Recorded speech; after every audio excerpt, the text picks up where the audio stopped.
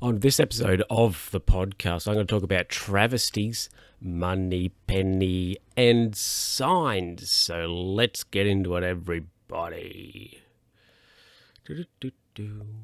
Hello, everybody, and welcome back to another episode of the Luke Who's Talking podcast with me. Luke, how you doing out there? Yeah, so, all right, here's just a quick thing before we get into the show. I called up a salon this morning, right, to get an inch taken off, and they are booked out until the 19th of April. Yep, just think about that. April 19th. She's like, nah, can't do it till then. Like, wow, thanks. Yeah, I thought like next week, but not another 3. Anyway, yeah, let's get into the first story. So it was St. Patrick's Day, right, a couple of weeks ago, a couple of Thursdays back. Anyway, I went out and had a Guinness and whatever else. Now, when I was at the Irish pub we have here, which is actually called The Irish. How original. While I was there, so I was at the bar, and I asked the guy, I wanted a Guinness, right? And that's fine. So, because I had a few on the go, because it is a bit of a process to pour a Guinness. So you pour, you do the main pour, so you pour sort of 3/4 of it, and you have to let it set, and then you just top off the last bit of the pint. So that's fine. So they had a couple on the go. So I was like watching them, and I was like, "Is this one's mine?" Yeah, I was keeping an eye out. Anyway, now there was so the barman, he picked up one that was like, 3/4 poured, and I thought, right, he's going to top it off. I'm on. However, he did something illegal. It was an absolute travesty. He then went to the beer taps and topped it off with regular beer. He topped it off with Boag's Red, for those of you out there who want to Google that. And I was like, what is going on? And I was making sure, I was keeping an eye, because if you try to give it to me, I'll be like, no, I want full fat. None of this, skim Guinness stuff. Anyway, and then he gave it to, there was not next to me, but sort of like person over, whatever. There was a young woman there. He gave the beer to her, the Guinness, whatever it was, to her, and she was apparently satisfied with that. And I'm intrigued as to how that happened. For a little bit of the rest of the night, I thought, I want to ask this girl, what are you drinking? Why have you done this for? Why has the bar dude given you a Guinness that has been topped off with Boag's Red, right? I was just thought, I don't know what this is. It's a complete scandal, right? As scandals go, it's pretty big. So then all night I was like, why? Why has that happened? Maybe she was like, I want a Guinness, but I don't want to go the full Monty. So the barman was like, I could top it off with regular beer, not Guinness. But I was just, wow. Couldn't. I think it's fair to say that Guinness is a somewhat acquired taste, or it is quite like it's this big, thick sort of stout, so it is quite a heavy beverage. But yeah, I saw this and I was like, what even is that? I was just, yep, scandal, absolute scandal. Anyway, well, a scandal and also a travesty, but I think actually more so a scandal, because that's a great word. Anyway, everybody, I just into the next story. Yep, let's get into it. So, as I'm pretty sure I mentioned this, some of you may know, I have I've been working, pretty much. I've started a new job, and the other day I just had a bit of a crisis, and I was like, well, I need to get better at what I'm doing. Anyway, we'll just leave that. Now, but anyway, what now? So something we have to do is, it is half retail, half not.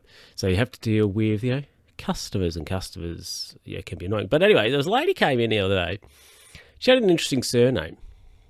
And I, first of all, was like, what is this? I was like, it's interesting. But anyway, so her name was Moneypenny. Yes. So the lady came in, got a, what did she get? Because I work at a bike shop, right? So she got a, one of the rack things you put on the back of your car. And, it was ready to go, paid for. And she was like, oh, yes, I'm here to pick up things. I was like, yeah, what's your name? Moneypenny. She said Moneypenny. I was like, wow, Miss Moneypenny is real. I didn't make any like Moneypenny jokes or quips to her, because I was like, she probably gets that all the time. But yeah, it is. it was interesting that this it's a famous name, as in, you know this name because of a movie franchise, Moneypenny. And you're like, it's made up, it doesn't exist. And then somebody comes in and they're like, oh yeah, so it's Moneypenny. And I was like, wow, that was it was something.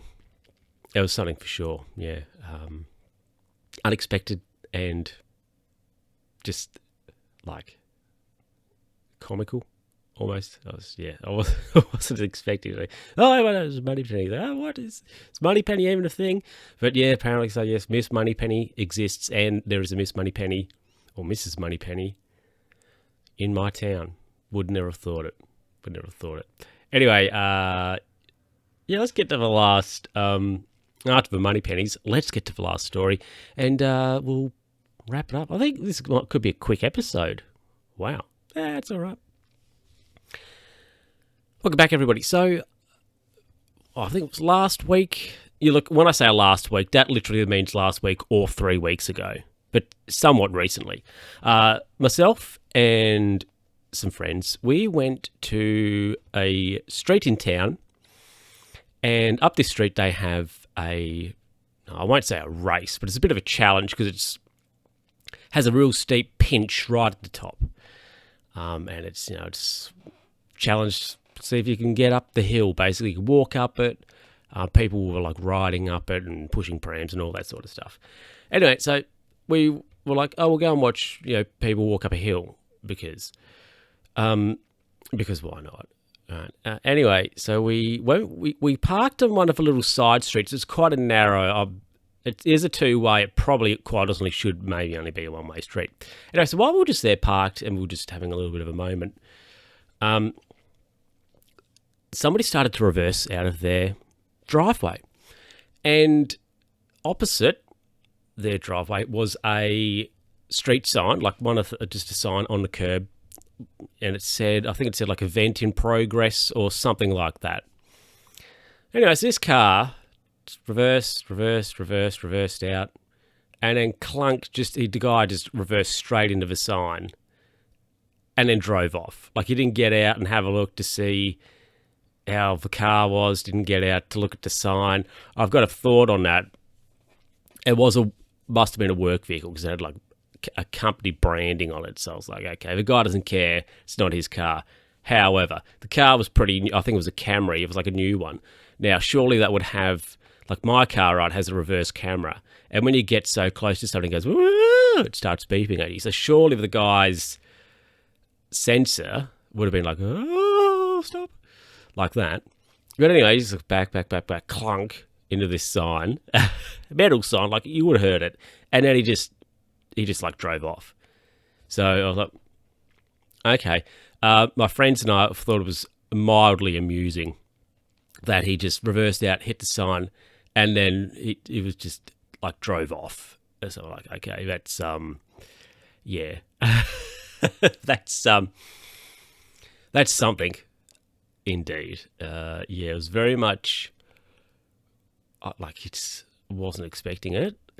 and maybe we were parked against the flow of traffic, so he might have been a bit judging us because of that, but just straight back into the sign, hit it, and then he drove off. Like, he didn't knock the sign over or anything, but I was just like, but he just didn't, he didn't get out and see if I got any damage. The car probably would have had a mark. It was a white car, so it probably would, a good chance it might have had a mark on it, but he just hit and it just drove off. So I was like, okay, it was something. It was something for sure. Anyway, let's wrap it up before I start to yawn.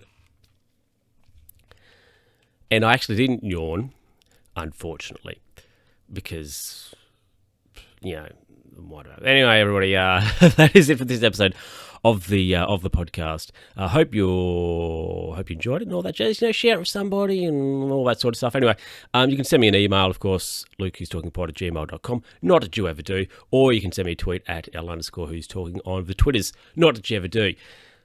Roasting the listener, probably shouldn't do that, but whatever. I've been doing this for long enough, and it's just, you get into a groove, don't you? Like, I got to tell them to do all this stuff, and they probably won't. Anyway, everybody, that is it for me. Thank you, though, for listening, and I will catch you in the next episode, be episode 93. Well, we're getting close to 100. What should I do for 100? I don't know. I had a thought about what to do when I get to episode 100, but yeah. Anyway, everybody, thank you, and I will see you later. Bye.